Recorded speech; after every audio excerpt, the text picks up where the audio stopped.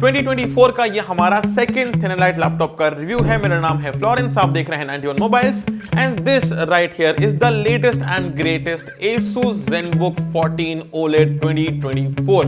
अगर आप नहीं जानते हैं तो ZenBook 13 एंड ZenBook 14 दोनों ही मोस्ट फ्लैगशिप थिनलाइट लैपटॉप होते हैं फ्रॉम Asus। एंड सिंस ये ZenBook 14 OLED का 2024 एडिशन है, I really want to know two things. पहला, what is new in this machine, and secondly, is it really that better in comparison to the last gen के flagship ThinLight devices? Let's check it out. Starting off with the design and build quality, तो you have to give it to Asus that ये एक बहुत ही beautifully crafted device है which is made out of a strong and lightweight aluminum alloy. By the way, इसका weight is only 1.2 kgs and the thickness is mere 14.9 mm. Top lid पे we have got the signature Asus के lines जिसमें we see next to no lid flex. Lid open करते ही you will notice here कि we have a full HD webcam with a physical shutter and an infrared camera for Windows Hello Login, which works pretty well as it is intended. Then you will have to see it to believe it कि इसकी जो lid है आप इसको एक finger से open कर सकते हैं and yes it will go back till 180 degrees. And जैसे ही आप इस lid को open करते हैं the hinge lifts up the laptop for more efficient airflow. Also since ये एक proper Intel Evo certified laptop भी है, you'll have a look at this one कि under a second it can just snap back to reality. Oh, there goes rabbit. He's choked. He's so mad, but he won't give up. That is he. भाई मेरे को proper lyrics याद हैं भाई. Now इसकी display को देखें तो this is the star of the show. As here we have a 16:10 aspect ratio वाला 3K OLED 10-bit touch panel. Yes, ये एक touch enabled screen है जिसका refresh rate is 120 Hz along with 100% DCI-P3 color gamut का coverage. This also gives you HDR compatibility with up to 550 nits of peak brightness. तो चाहे you are all about content creation या you are all about content consumption, this is as best as it can get because it's fast, it's vivid and it is bright. Basically 14-inch का full on flagship OLED display. Moving on to the keyboard, तो यहाँ हमारे पास कोई fingerprint scanner नहीं है, although जो typing experience है वो काफी क्वाइट एंड काफी कंफर्टेबल है as the keys offer you a total key travel of 1.4 mm. Also it gives you a indentation of 0.3 mm on the keys जो कि आपकी फिंगर्स को गाइड करता है to remain on the center of the keys while you are using this keyboard. Then here we have our trackpad which is very smooth to use. Also ये anti fingerprint coating के साथ में आता है. Plus if you press and hold over here तो इसमें numpad open हो जाता है जिसकी brightness को आप यहाँ से toggle कर सकते हैं. बाकी gestures वगैरह भी इसमें काफी supported है. Next up are the speakers and यहाँ पे आपको दो down firing speakers मिल जाते हैं which are tuned by Harman Kardon and these are legit the most volume वाले speakers which I have seen in such a long time in this kind of a form factor wali chassis. So it's really loud and it's very clear. Also just like every other ZenBook device out there, आपको यहाँ पे My Asus की application मिल जाती है जहाँ से आप audio को वीडियो को ट्यून कर सकते हैं एंड इसमें तो आपको पावर कंजम्पशन एंड परफॉर्मेंस को टॉगल करने के लिए भी ऑप्शन दिया हुआ है. Now इसके IO पोर्ट चेकआउट करें तो यहाँ पे आपको लेफ्ट साइड पे मिल जाता है exhaust went and a single USB 3.2 Gen 1 Type A port. On the right hand side here we have got an HDMI 2.1 port, an audio combo jack and two Thunderbolt 4.0K Type C ports. Okay, now let's talk business. सबसे पहले checkout करते हैं इस laptop के specifications को. See the variant that we are reviewing today has got an Intel का Core Ultra 7 series का 155H processor. यहाँ आपको मिलते हैं 16 कोर्स 22 थ्रेड्स जिसमें आपके पास में 6 परफॉर्मेंस कोर्स हैं with hyper threading, 8 efficiency cores हैं without hyper threading and 2 low power efficiency cores हैं without hyper threading. Again 16 cores 22 threads. फिर 32 GB की सिग्निफिकेंटली ओवरक्लॉक DDR5 रैम है जो कि सोल्डर्ड है which means you can't upgrade it. ऐसे ही solid state drive के लिए भी एक ही स्लॉट अवेलेबल है जिसमें we have a terabyte of Gen 4 solid state drive which offers you some very nice read and write speeds. Additionally, यहाँ Intel Arc graphics है, NPU भी है, more on these things later.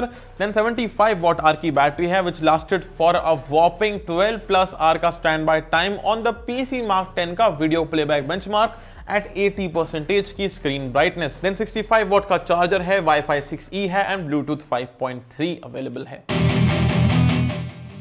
Alright, now let's have a look at the real performance numbers. सबसे पहले तो the OC DDR5X RAM along with the Arc GPU and the latest Core Ultra 7 series के CPU के साथ में इसका जो performance figures है they are really very nice. As you can see right now on the screen आपको देखने को मिल जाते हैं काफी impressive figures. जैसे यहाँ आप देख सकते हैं कि हमने इस Asus ZenBook 14 OLED को Dell के लास्ट ईयर के XPS 13 Plus से compete किया एंड वहाँ at times almost double performance का गेन हुआ है। एंड कहीं कहीं पे लाइक इन Cinebench काफी मिनिमल गेन ही हमें देखने को मिले हैं। लेकिन जहां पे ये लैपटॉप सिग्निफिकेंट चेंज लेके आता है वो है दो चीजें। पहला है of course the NPU, second is going to be the ARC GPU। ARC GPU के बारे में बात करेंगे थोड़ी देर से। Currently let's focus on the NPU। So I was expecting कि जो NPU है that will be really helpful in the Adobe Premiere Pro और दोस एप्लीकेशंस जहां पे मैं वीडियो एडिटिंग कर रहा हूं, but that was not the case because यहां पे आई सॉ कि जो इसका NPU है that works while you are doing video calls and आपको वीडियो कॉल के अंदर अपना बैकग्राउंड ब्लर करना हो या आपको अपनी आईज को फोकस करना हो कैमरा के ऊपर, सो वो जितने भी फीचर्स हैं ऑन दोज वीडियो कॉल वाले फीचर्स में NPU gets the job done. लेकिन now let's have a look at the ARC GPU and this was absolutely out of this world, एकदम बॉन्कर्स वाला experience. Have a look at the gaming experience on this machine. So I saw that while playing GTA 5 on the 3K native resolution, I saw an average frame rate of 58 FPS, which is crazy. I mean, the game was set to low, but the game was set to the native 3K resolution of this screen.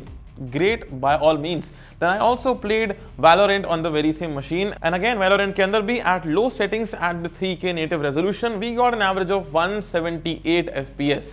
So by all means, if in case you want to do gaming on this machine, it is really very possible and आप properly अपने 120 Hz के panel का भी proper इस्तेमाल कर पाएंगे because as we saw in Valorant, the frame rates were well above 120 FPS. Lastly बात करते हैं all about the thermals of this machine. तो यहाँ पे आपको एक सिंगल हीट पाइप ही मिलता है to cool down the ultra 155H प्रोसेसर। एंड यहाँ पे while gaming for long hours I notice कि ये जो लैपटॉप है it hovers around a mark of 80 degree Celsius which can be considered as hot in the books of some people. मतलब अगर ASUS ने यहाँ थोड़ा better heat dissipation system use किया होता by maybe increasing the number of heat pipes, तो ये gaming में इतना हॉट रन नहीं करता। Okay, let's talk about the verdict. See, I'll be honest, this is genuinely an absolutely impressive machine by ASUS.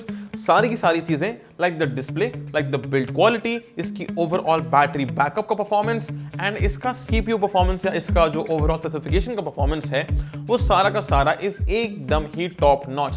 I can finally say that I have found my perfect competition to the Apple people out there. I am very happy with this machine. लेकिन I have been known as a crybaby because I always cry कि इसमें ये missing है, इसमें ये missing है, and just to take care of that very same practice, I'm gonna tell you all two problems जो मुझे लगता है कि इस लैपटॉप में मिसिंग है।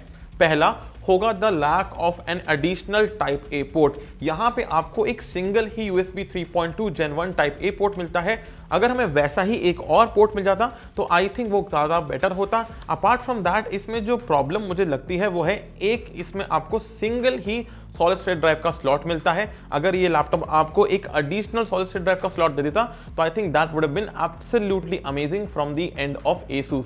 लेकिन यहाँ पे उन्होंने आपको एक भी एक्स्ट्रा सॉलिड स्टेट ड्राइव का स्लॉट नहीं दिया हुआ है। थर्डली एक बोनस पॉइंट काउंट करें तो अगर ASUS ने यहाँ हीट डिसिपेशन सिस्टम को थोड़ा सा और इंप्रूव किया होता तो while heavy task like gaming इसके टेम्परेचर से 80 डिग्री सेल्सियस के मार्क को क्रॉस नहीं करते। एंड बस यही मुझे प्रॉब्लम दिखाई देती है। Otherwise I am absolutely and genuinely impressed by this ASUS ZenBook 14 OLED 2024.